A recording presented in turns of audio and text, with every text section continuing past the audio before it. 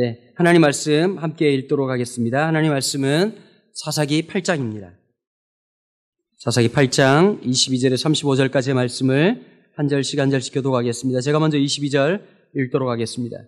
그때 이스라엘 사람들이 기드온에게 이르되 당신이 우리를 미디안의 손에서 구원하셨으니 당신과 당신의 아들과 당신의 손자가 우리를 다스리소서 하는지라.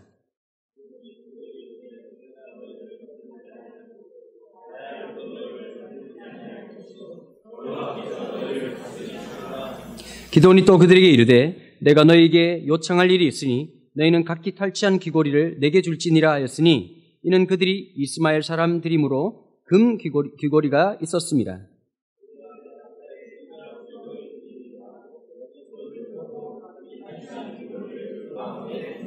기드온이 요청한 금 귀고리의 무게가 금 7,100세겔이요 그 외에 또 소승달 장식국들과 패물과 미디안 왕들이 입었던 자색 의복과 또 그 외에 그들의 낙타목에 둘렀던 사슬이 있었더라.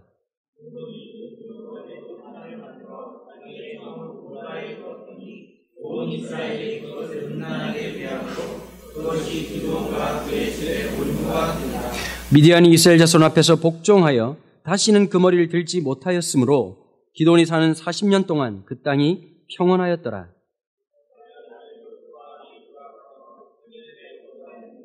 기드온이 아내가 많으므로 그의 몸에서 낳은 아들이 70명이었고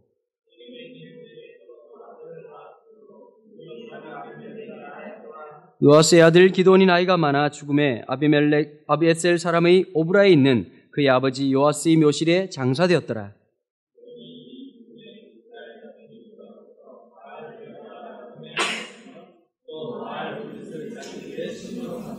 이스라엘 자손이 주위의 모든 원수들의 손에서 자기들을 건져내신 여호와 자기들의 하나님을 기억하지 아니하며 또 여룻바알이라 하는 기드온이 이스라엘에 베푼 모든 은혜를 따라 그의 집을 부대 아니하였더라. 아멘. 사사기도원 6번째 시간입니다. 신앙과 야심이란 제목으로 이문수 목사님 말씀 전해주시겠습니다. 기도하겠습니다. 하나님 아버지 감사합니다. 이 시간 예배처럼 우리를 불러 모으시고 예배자가 되게 하신 은혜에 감사를 드립니다. 우리 육신의 무게가 너무 강하고 세상의 힘이 강해서 성령께서 우리 마음을 주장하지 아니하시면 한 걸음도 하나님을 향하여 가까이 갈 수 없는 저희들입니다. 오늘 이렇게 저희들이 예배처럼 모이게 하신 은혜, 주님의 은혜입니다. 주님의 능력으로 이 자리까지 왔습니다. 이 시간 저희가 드린 모든 경배와 찬양, 마음의 묵상 연락하여 주시기로 원합니다. 특별히 이 시간이 이제 말씀 받는 시간입니다. 이스라엘 백성이 시내산에서 하나님의 말씀을 받을 때 주님 모세를 통해서 돌판에 글을 새겨주신 것 기억합니다. 성령께서 이 시간 우리들의 마음판에 하나님의 말씀을 새겨 주시옵소서. 예수님 이름으로 기도드립니다. 아멘. 오늘 본문을 보면은 사사기 중에서 아주 특이한 부분입니다. 기드온이 전쟁을 승리로 끝나면 그 땅에 40년 평안이 있었다. 그러고 다른 사사 이야기들은 다 그냥 거기서 끝나요. 근데 기드온 이 사건에 있어서만은 그의 승리 후에 소위 후일담이 기록되어져 있습니다. 여기 양이 많아요. 보세요. 8장 19절부터 9장 보십시오. 9장 1절부터 57절까지 엄청난 이 사사기 안에서 분량을 이 후일담에 기록하고 있습니다. 그가 전쟁에서 승리한 이야기, 즉 기드온의 칼이하고 횃불 든 이야기보다도 더 많습니다. 7장 1절부터 8장 21절보다 훨씬 많죠. 왜 사사기 기자는 기드온의 생애 중에 그게 승리했던 이야기보다 승리한 후에 일어난 이 후일담을 이렇게 더 많이 분량을 정해서 기록했을까요? 저는 여기에 중요한 메시지가 있기 때문에 그랬다라고 생각합니다. 그래서 사사기를 기록한 선지자는 이 후일담을 통해서 이스라엘에게 그리고 우리들에게 두고두고 어떤 중요한 교훈을 주고 싶었다 하는 것을 우리가 좀 염두에 두고 이 본문을 읽어야 할 필요가 있습니다. 후일담을 요즘 말로는 뒷담화라 그러죠. 사사들도 이 뒷담화를 친 겁니다. 야, 이거 참 문제가 있다 하는 것이죠. 이 후일담은 세 가지 내용으로 우리가 좀 살펴볼 수 있는데, 첫째는 8장 22절부터 23절입니다. 22절에 이렇게 시작합니다. 그때 이스라엘 사람들이 어느 때죠? 전쟁에 승리한 후죠. 기도는 두 개의 전쟁을 겪었습니다. 첫째는 여호와의 전쟁, 하나님이 친히 전쟁터에 임하셨고 하나님이 주도한 전쟁이었습니다. 거기에서 끝냈으면 좋았는데 기드온은 그 후에 자기의 전쟁을 시작합니다. 하나님이 주도하지 않고 자기가 주도합니다. 그리고 하나님이 남겨놓은 300명만 갖고 전쟁하지 않고 하나님이 돌려보낸 이스라엘 지파들을 다시 재소환하고 그들을 데리고 대추격전을 벌립니다. 그래서 전쟁에 승리해서 적의 적장 4명을 다 죽였습니다. 완벽한 승리를 했어요. 그러나 그 결과가 별로 좋지 못했다는 걸 사사기 기자는 기록하고 있습니다. 그건 무슨 소리냐면 이 기드온의 두 번째 전쟁, 이 대추격전, 기드온이 하나님께 묻지도 않고 하나님이 돌려보낸 군대들 다시 소환해서 벌렸던 이 전쟁이 사사기 기자는 좀 문제가 있다는 것을 암시하는 몇 가지 흔적을 남깁니다. 첫째, 전쟁의 전과를 놓고 지파끼리 분열했습니다. 특별히 에브라임 지파하고 기드온 집안이 전과를 놓고 다투는 상황이 벌어졌습니다. 두 번째, 전쟁 수행 중에 다른 지파나 성읍들로부터 지지를 받지 못했습니다. 숫고성이나 분우엘 사람들은 아주 드러내놓고 반대했죠. 그러니까 이 백성들이 지지를 받지 못하는 전쟁이 됐다라는 거, 이거 문제가 있는 겁니다.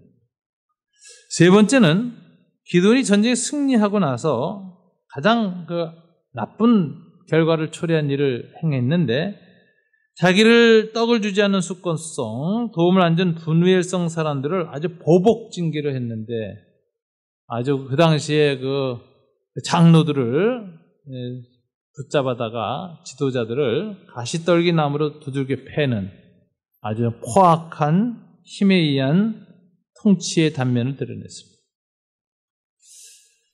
자, 이 마지막 이 모습은 기드온이 지금 굉장히 힘이 생겼다는 거예요. 전에 기드온에서는 볼 수 없는 모습입니다. 소심하고 나약했던 기드온이 전쟁에 승리하고 나서 돌아올 때는 완전히 다른 사람이 됐어요.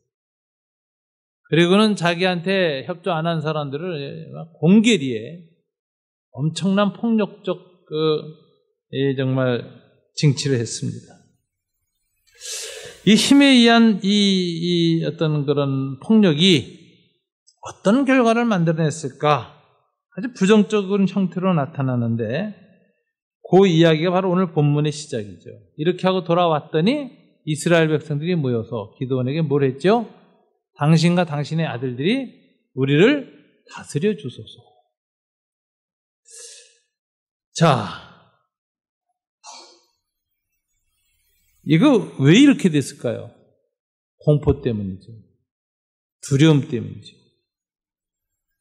그래서 저 기드온한테 잘못 보였다가는 아주 저런 일은 이제 다반사로 일어나겠다. 몸 숙이자. 그래가지고 다 와서 우리를 다스려 주시옵소서.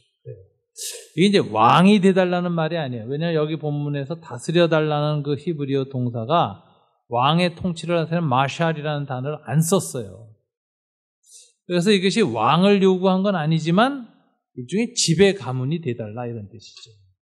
사실은 왕 비슷한 걸 요구한 거예요. 왜냐하면 기드온 당신만이 아니라 당신의 아들들도 이렇게 얘기했거든요. 우리를 다스려달라. 그러니까 이스라엘 북부 지역의 통치권을 그 집안에다 넘기는 일을 지금 백성들이 하는데 왜 일어났을까? 숫곳과 분우엘을 치는 걸 보고 아이고 이거 빨리 가서 기자 그럼 미리 기어버린 거예요. 굉장히 나쁜 상황이 온 겁니다. 자, 여기에 대해서 기드온은 23절에 보면 굉장히 스마트하게 깨끗하게 이걸 거절합니다. 23절 다 같이 읽어볼까요? 기드온이 그들에게 이르되 내가 너희를 다스리지 아니하겠고 나의 아들도 너희를 다스리지 아니할 것이요 여호와께서 너희를 다스리리라. 다스리지 않겠다는 말을 반복하고 두 번.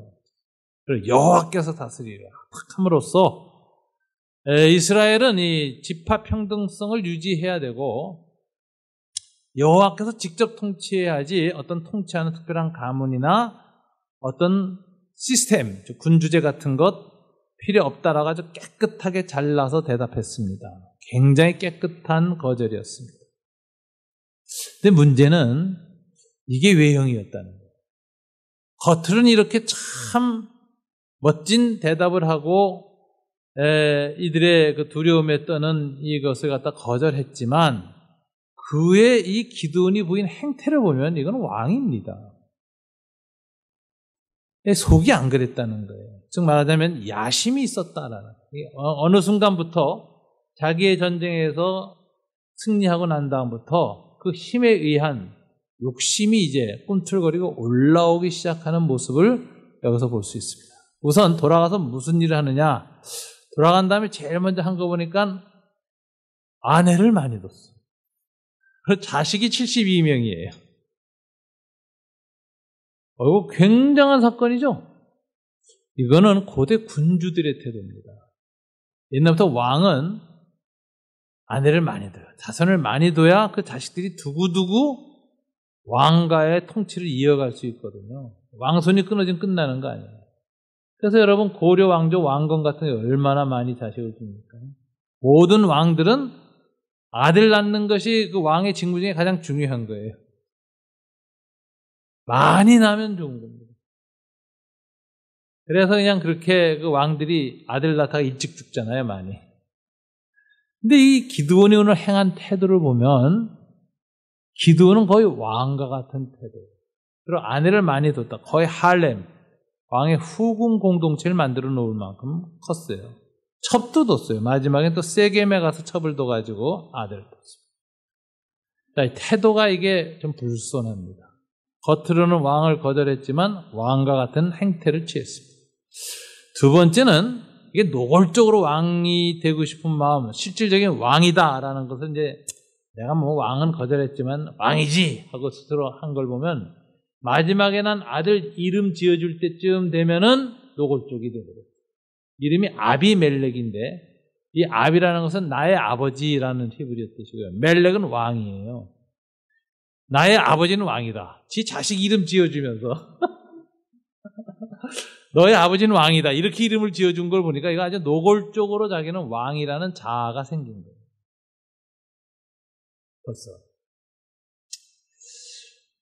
거기다가 이런 그 상태 속에서 왕의 행동과 왕이 되려는 마음을 노골적으로 아들의 이름을 통해서 드러낸 다음에 그에게 이제 또 결정적인 이 사건이 있었는데 그건 바로 전쟁 직후에 왔습니다. 오늘 24절부터 27절, 33절부터 35절에 보면 전쟁의 탈취물을 요구해요.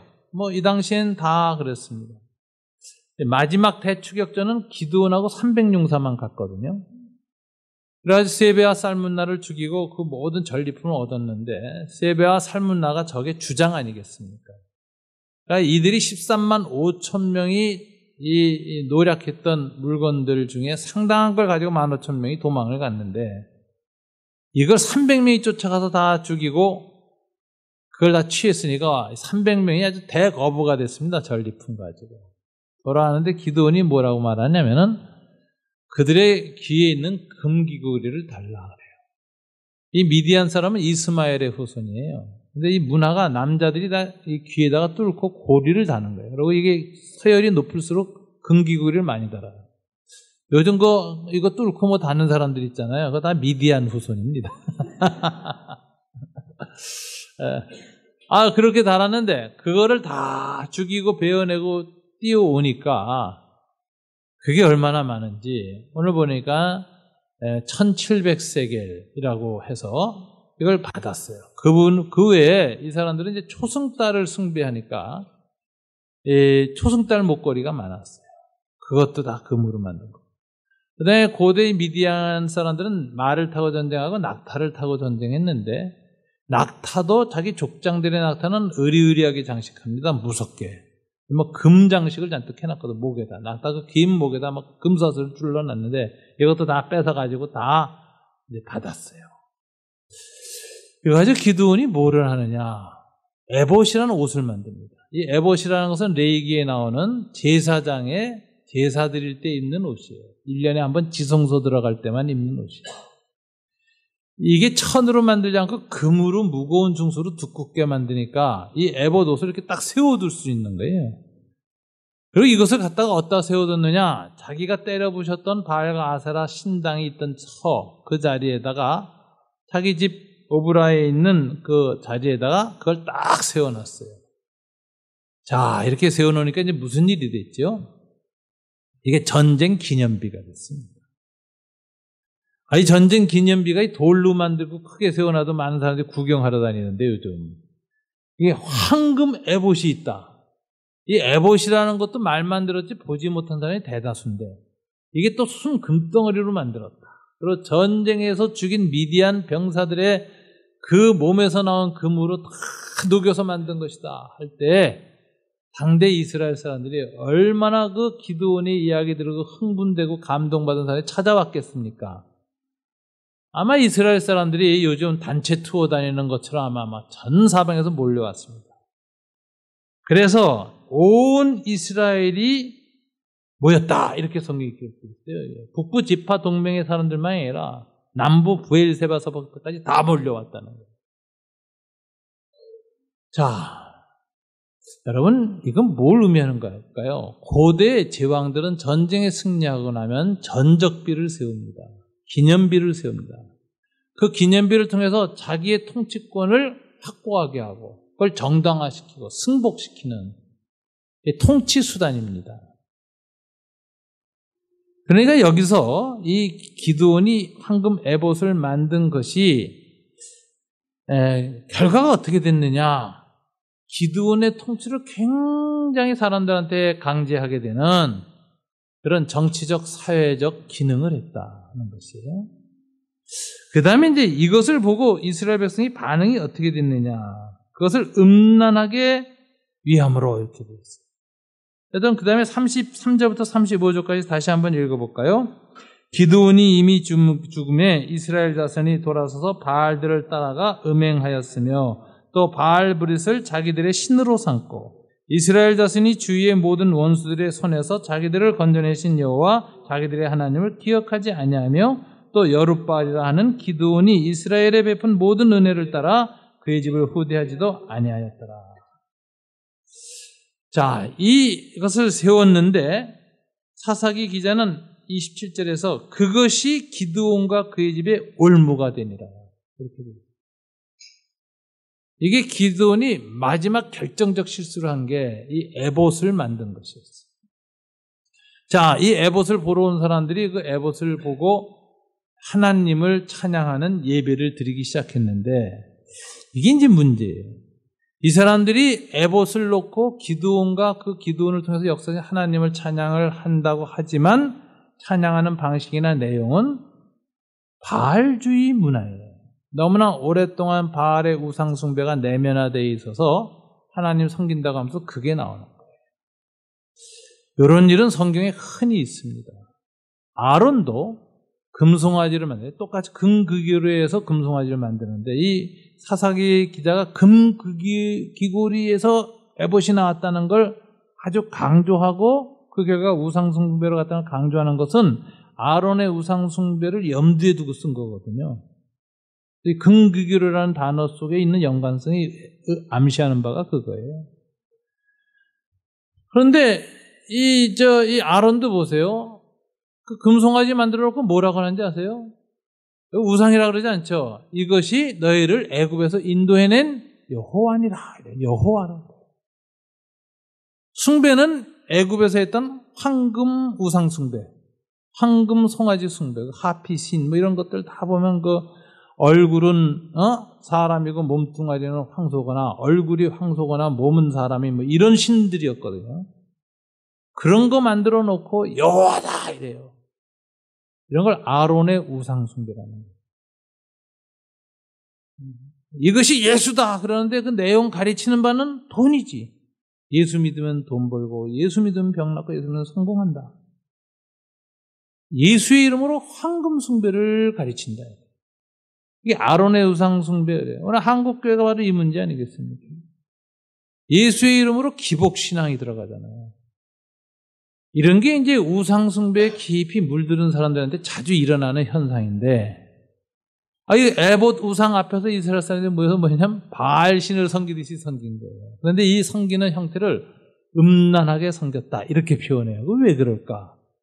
여러분에게 여러 번 설명을 드린 바가 있습니다만, 이게 바알 신과 아세라 신은 농사신입니다. 가난 농경민들의 신이에요. 농사 짓는 사람들은 항상 무슨 생각하냐면 신을 섬기는 목적이 농사의 풍요야. 가을에 아주 대부자 되는 거예요.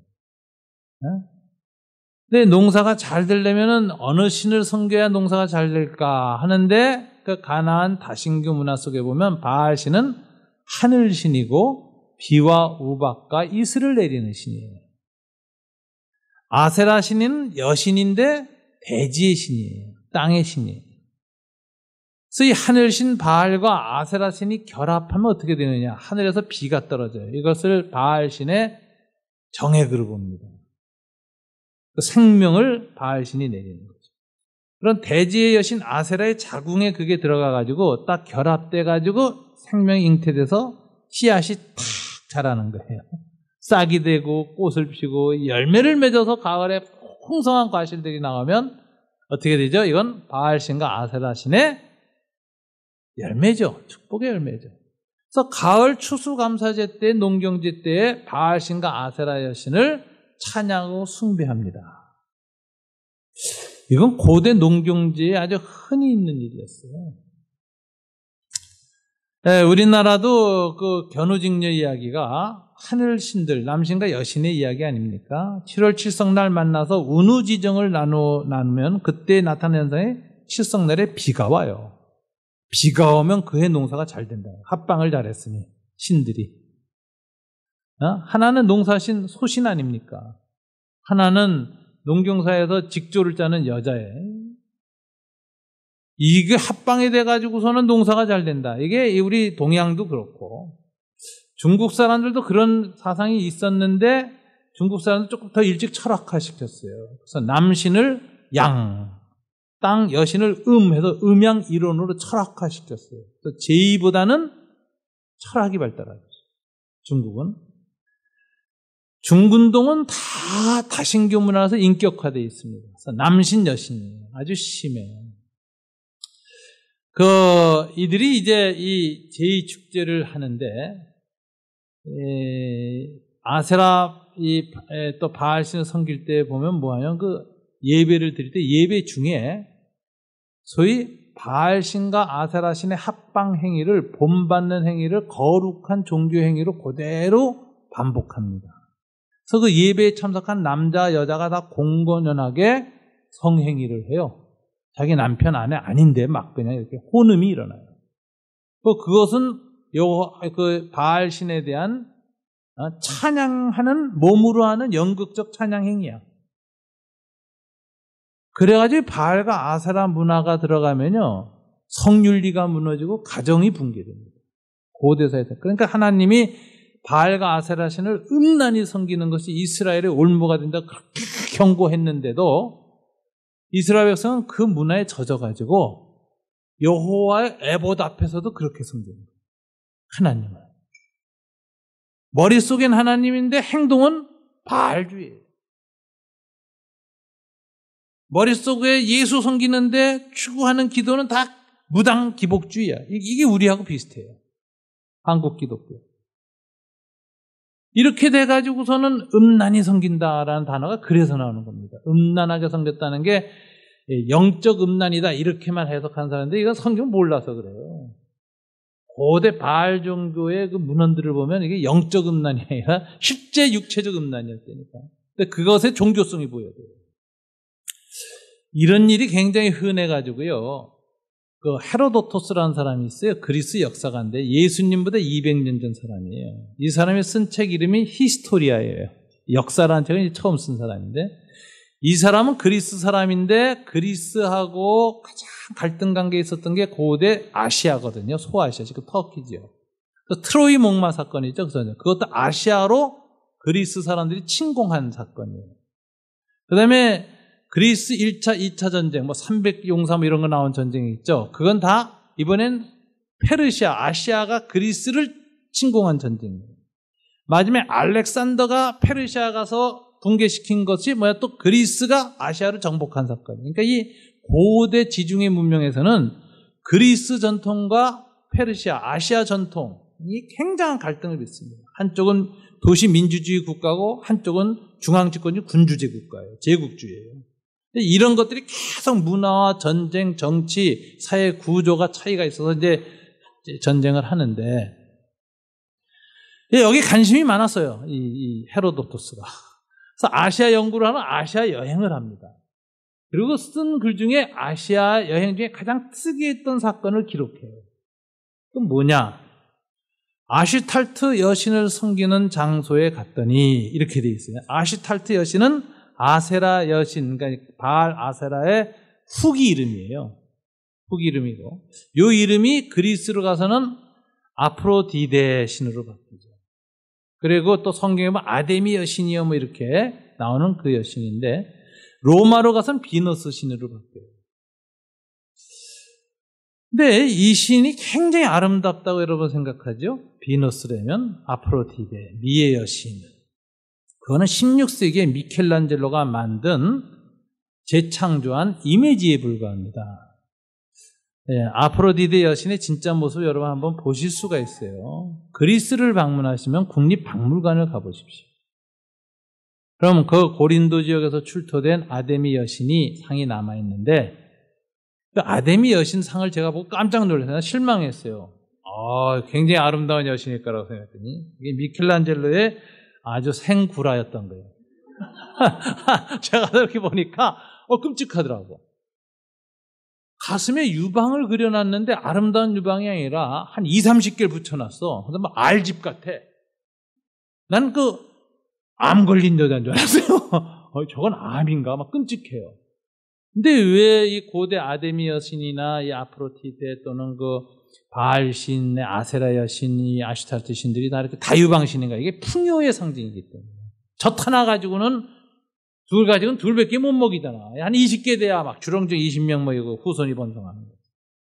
그러니까 그들의 마음에 소망을 담아서 여신상을 품을 때 풍요의 신이기 때문에 유방을 덕지덕지 붙여놓습니다. 그래서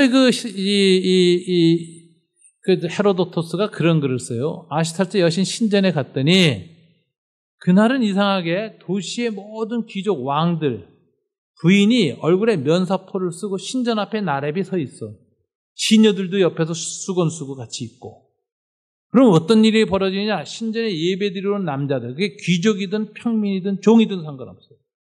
아무나 그 중에 하나를 데리고 들어가서 신전 예배시에 성관계를 해요. 그래서 그 헤로도투스가 그 장면을 아주 자세히 묘사해요. 야, 이건 참 이상하다 하고 말이에요. 그래서 이런 현상이 일어나고, 특별히 나중에는요, 그게 또 싫으니까 그걸 전문으로 하는 여자들만 둬요. 이걸 신전을 섬기는 신녀들이에요. 이 신녀들은 홀리 프라스티투라고 종교학자들이 이름을 붙였어요. 거룩한 창기. 신의 예배 드릴 때 행하는 제2 행사 중에 하나는 성행위를, 신들이 하는 행위를 반복하는 거거든요. 성행위를 전문으로 하는 여자들이 신전에 봉직합니다.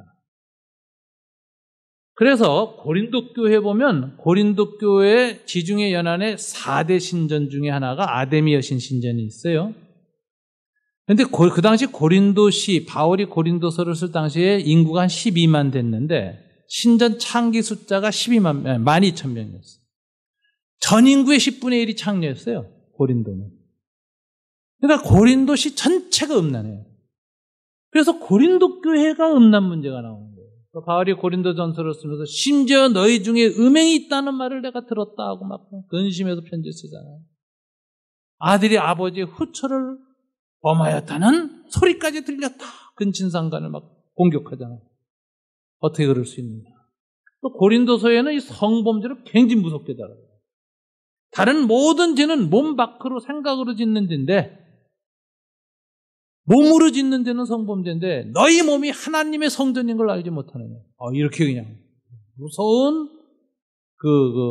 아주 엄중하게 다룹니다. 왜 그랬을까요? 이거 이 아데미 여신전 때문에 그런 거예요. 그래서 그렇게 타락한 거예요. 그러니까 바알과 아세라나 신을 섬기는 행위가 음란하였다라는 게 이런 이 맥락이거든요. 그러니 이걸 금 에봇 앞에서 이 짓을 하고 있으니 하나님이 그거 기쁘게 보겠어요. 야, 저 기드온 저 녀석 봐라.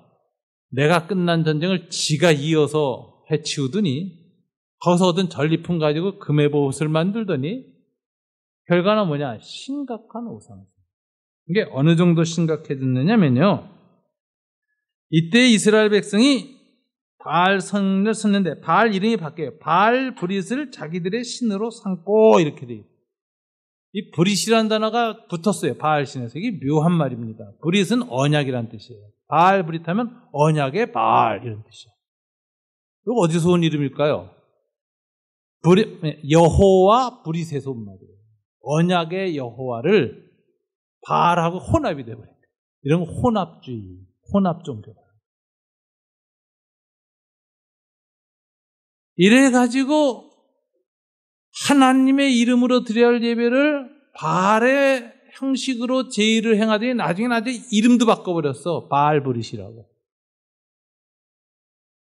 이거 하나님이 보실 때 얼마나 속상했을까요? 그래서 그것이 그 집안의 올무가 되었다 하고 선지자가 날카롭게 기록합니다. 자, 그럼 이 에봇을 만든 것은 어떤 동기에서 이런 나쁜 결과를 가져오고 자기 집안이 다 멸망당한데 이것 때문에 왜 그걸 세웠을까요? 속으로 왕이 되고 싶었어요. 자기의 승리를 이 이스라엘이 늘 기억하고 자기의 통치를 늘 정당화시켜주고 싶었어요. 이런 이 정치적 야망을 이게 이제 어떻게 표현하느냐. 요즘은 정치적인 어떤 권력은 어디서 나오느냐. 정치 이념에서 나와요. 이데올로기가 정치 권력을 만듭니다. 그래서 이걸 통치 이데올로기 혹은 지배 이데올로기 또는 지배 이데올로기를 반대하는 사람들도 또 이데올로기를 만들어내는데 이것은 저항 이데올로기 이렇게 해가지고 이데올로기 전쟁이 일어나잖아요. 이게 근대의 정치 권력은 이데올로기에서 바뀌어요. 근데 고대는 안 그랬어. 그때는 이 이데올로기는 철학이거든요. 그럼 고대는 뭐로 이 통치를 강화시켰느냐? 종교와 신화. 그래서 로마 황제는 황제 숭배를 행하잖아요. 황제가 신이다. 이렇게. 이게 종교를 이용하는 거예요. 그다음에 신화를 이용해요. 그래서 신화와 종교는 그 당시에 고대 제국의 통치자들이 자기 통치를 재생산하기 위한 수단으로 사용했어요.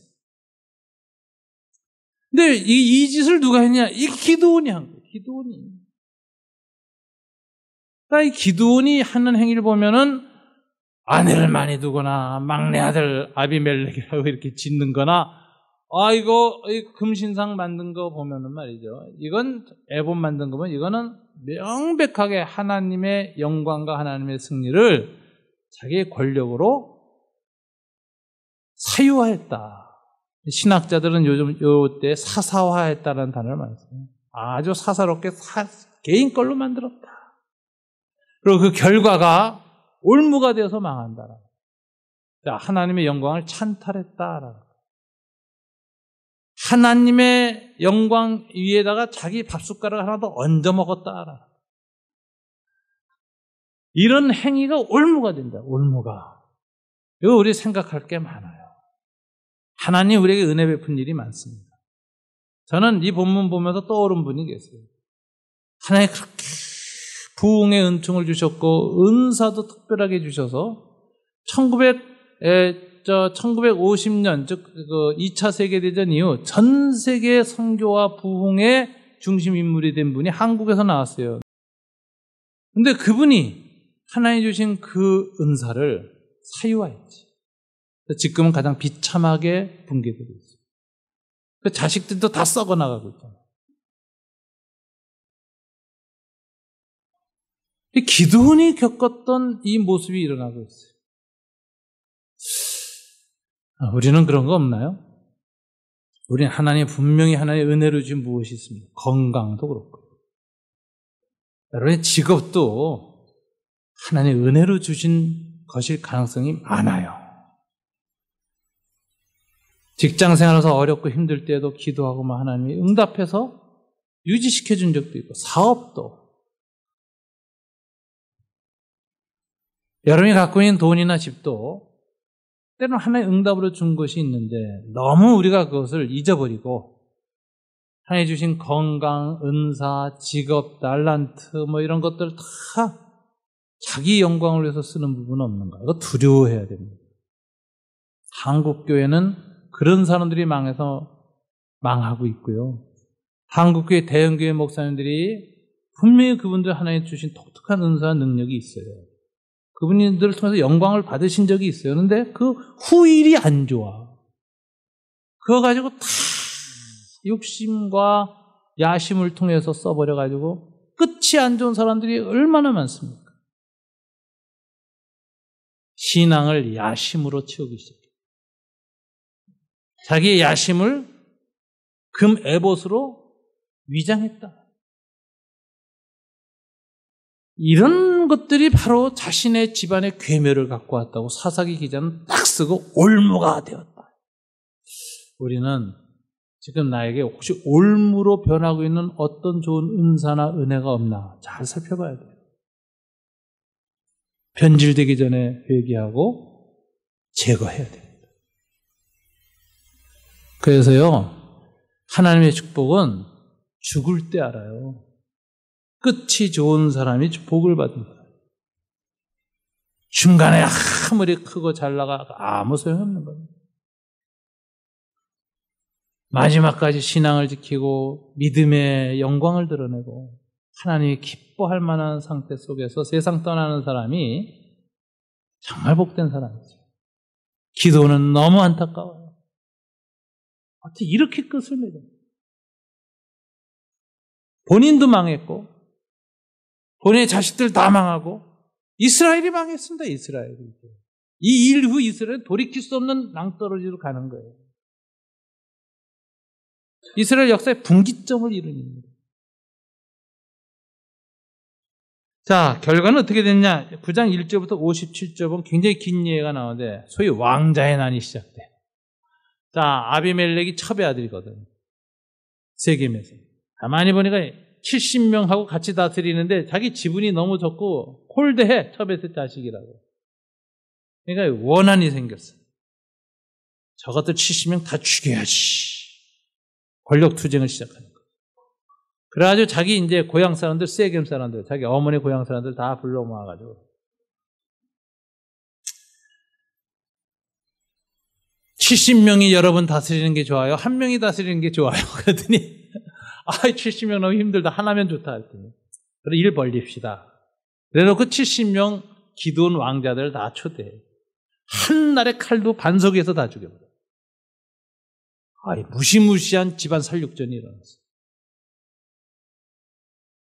그리고 이 사람이 왕이 됐어요. 세겜에서 스스로 왕이 됐어요. 이 사람은 자기가 왕이 될 조건이 충족하죠. 아버지가 내 이름을 뭐라고 했어? 아비멜렉이라고 한 거야. 내가 왕이 돼야 우리 아버지가 이름 지어진 뜻을 이루는 거야. 정당성이죠.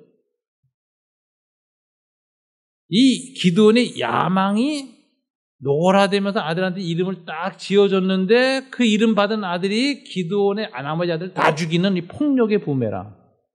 이게 돌아온 거예요, 비극이. 욕심이 잉태하여 사망을 낳은 거지. 이렇게 대살육전이 벌어졌어요. 근데 묘한 일이, 그 이야기가 또 재미나요, 그 후가.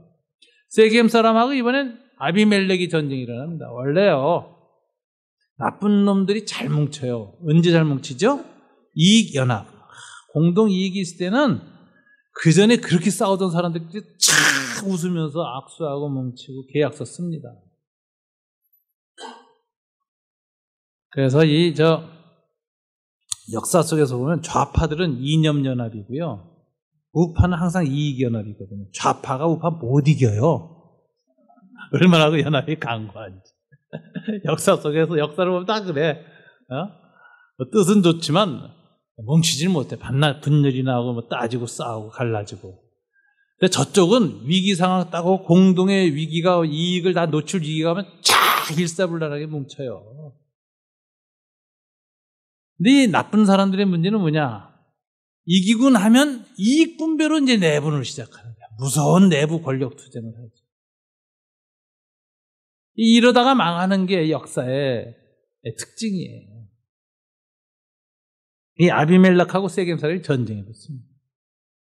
이 아비멜렉이 또 얼마나 무섭게 세겜 사람을 죽이는지 대살육전을 해요.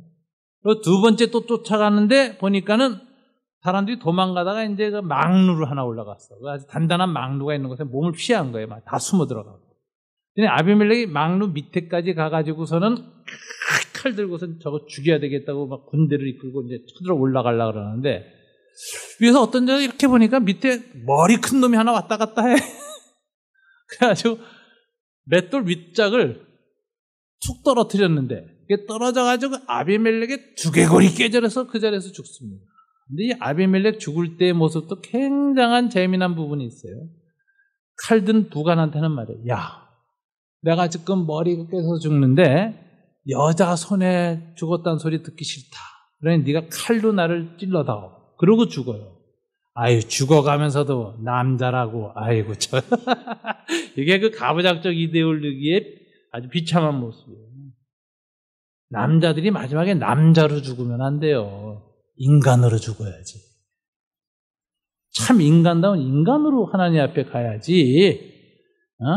힘과 남자 이것이 마지막까지 아비멜렉이 자기를 정체성을 어떻게 유지했는가. 남자로서 힘을 가지고 유지한 폭력의 사람이었어요.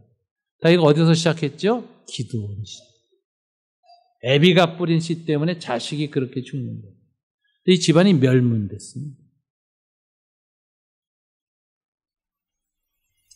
자, 이 폭력의 부메랑이 일어나는 일을 올무가 되었는데 어떻게 진행됐다고 하느냐. 9장 23절 24절 다 같이 한번 읽어볼까요? 하나님이 아비멜렉과 세겜 사람들 사이에 악한 영을 보내심에 악한 영을 보내. 또 9장 52절부터 57절 보면 56절 57절 가보면 아비멜렉이 그의 형제 70명을 죽여 자기 아버지에게 행한 악행을 하나님이 이같이 갚으셨고 또 세겜 사람들의 모든 악행을 하나님이 그들의 머리에 갚으셨으니 이렇게 되어 있죠. 하나님이 아비멜렉과 세겜 사람들을 다 갚으셨다. 근데 사사기 기자가 딱 선지자적 어법으로 쓴 거죠. 해석이 뭐죠? 하나님이 하셨다. 악한 영을 보내서.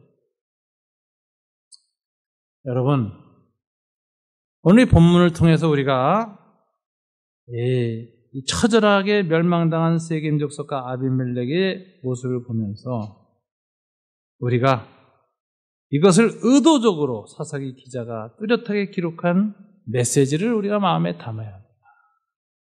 악한 일을 악한 사람들하고 연합해서 하면요 꼭 대가를 받습니다. 하나님이 그 악한 일을 올무로 삼아서 결국은 징벌하십니다.